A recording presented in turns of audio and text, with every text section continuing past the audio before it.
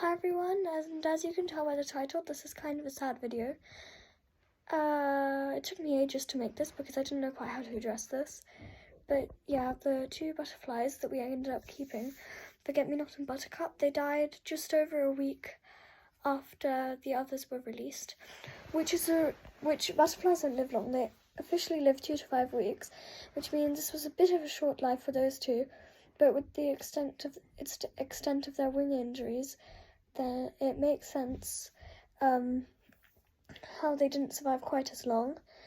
But we never did manage to release them because we sort of thought they would live longer. But we did give them the best replica of life in the wild that they could have had.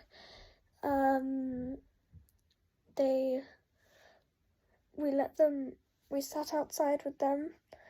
We let them sit on flowers outside, like in the wild, with just close supervision. We would take them inside in the evenings so they would be safe.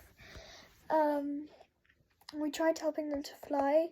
They never really could, but I'd like to think they had a good life inside of that net, and when we were giving them the best replica of wildlife as they possibly could have done.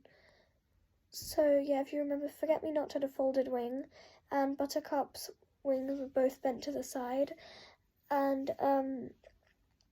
I think Buttercup had some kind of neurological thing, perhaps, because he kept flipping himself over. Yeah, we think they were both males, judging by the length of their abdomen, but Buttercup kept flipping himself over, and the hairs on their back started to rub off and create this blue bottle colour underneath. So they did both die at the same time, which is a bit mysterious, but I still think it was probably just the extent of their injuries and maybe just a coincidence that they both died at the same time, because I don't see anything that would have made them die, because they had food. There wasn't a sudden heat wave or anything like that. There is one now, actually, here in England, but this is a lot later because it took me a while to make this video. But, yeah, they did die, but obviously that would have happened at some point because that's how living things work. They're born, and they live, and they die. So it's sad, but that's the way it works.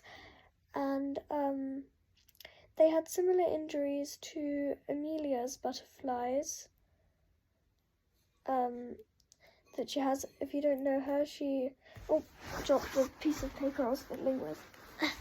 She has a channel called Plant Rescue. It doesn't come up unless you type Plant Rescue Hamlet, because it previously used to be called Carnivorous Hamlet, and for some reason Plant Rescue doesn't come up unless you type Plant Rescue Hamlet.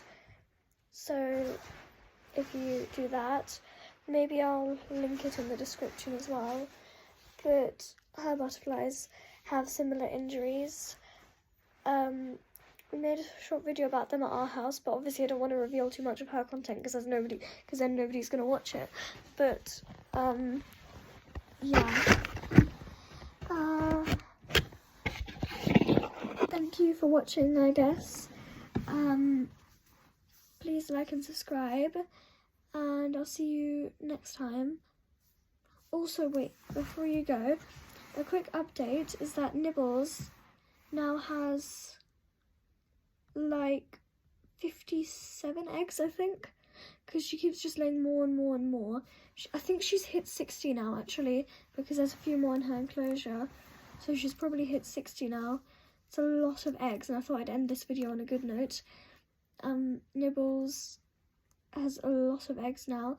Nibbles is 10 months old now, actually, and they live an average of a year, so Nibbles is an old lady, and she's just still laying away. None have hatched yet because they're due to hatch late June or early July, so we're getting close. The other day I found a cracked egg on the floor of her enclosure. I had some amniotic fluid leaking out of it, so if there was a baby in there, I feel bad for it, but it was really cool to see the amniotic fluid. One final thing, I did document the caterpillars.